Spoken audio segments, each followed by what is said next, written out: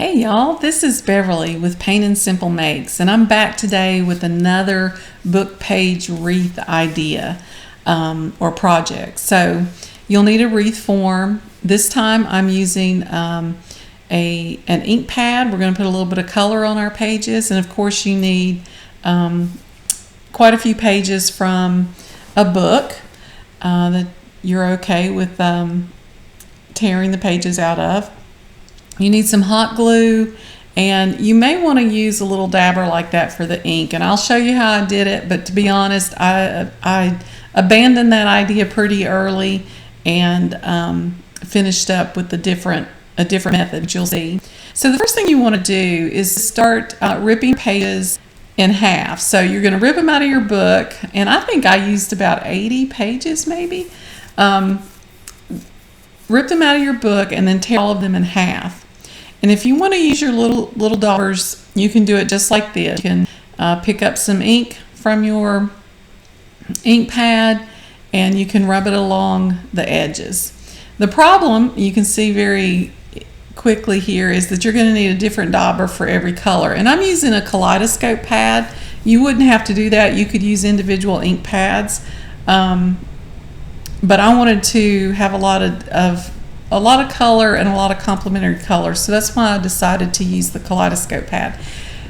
But you can see I quickly grew tired of that, and right now what I'm doing is I'm just dragging the edges of my pages across the ink pad.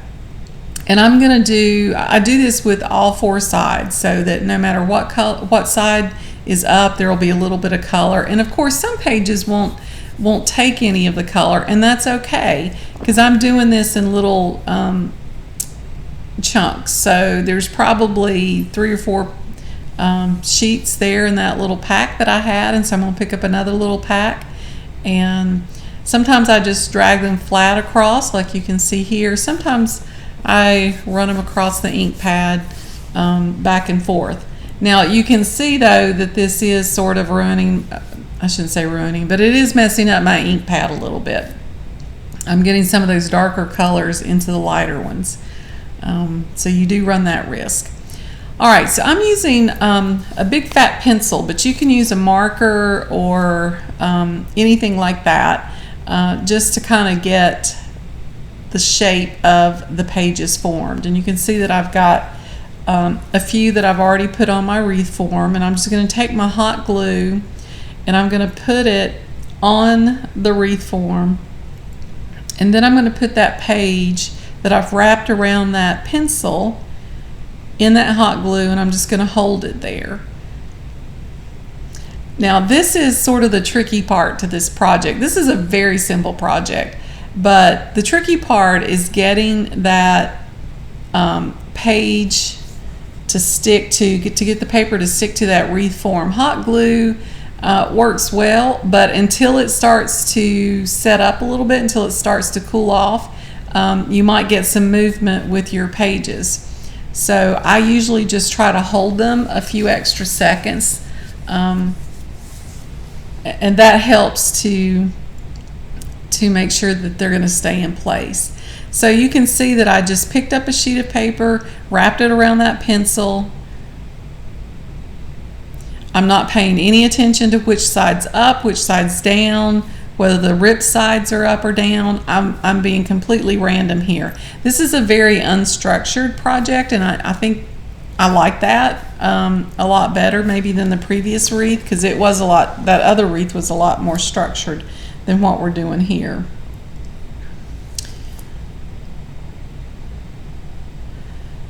So you're just going to pick up one of the sheets, wrap it around that pencil. Nice that I'm doing this off camera, huh?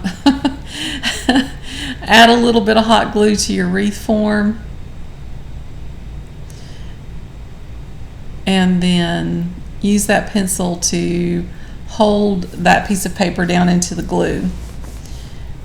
Now you can see I've gone all the way around sort of the middle of the wreath form. So what I'm going to do now is I'm going to put another row on the inside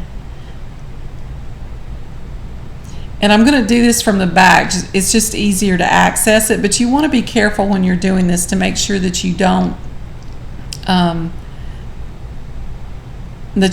inadvertently have your pages poking through to the back. You want them to come through to the front. Do you guys see my little ladybug friend there? Be in the upper part of your screen. I have no idea where she went either. But she hung out for a little while with me. But yeah, you want to put a row on the inside of your wreath form. This is because right now what we're doing is just building fullness. And so the main row was the first one we put on. It was directly in the center of the wreath form. Now we're doing the inside. And you can see that I quit using the pencil to hold those pieces of paper in place. It's hard to do from the inside, or it was with my pencil because it was so big. If you have something that's not quite as long, it probably would work fine. But now I'm going to the outside because, again, we're building fullness, so we need to have an inner ring, that middle ring that we did first, and now we're going to do an outer layer or an outer ring. But the process is the same. You're just going to wrap your paper around your pencil or marker, and then you're going to put it onto the wreath form using hot glue. And you may want to hold it, like I said, you'll have to hold it for a few seconds until that glue starts to cool down and sets up.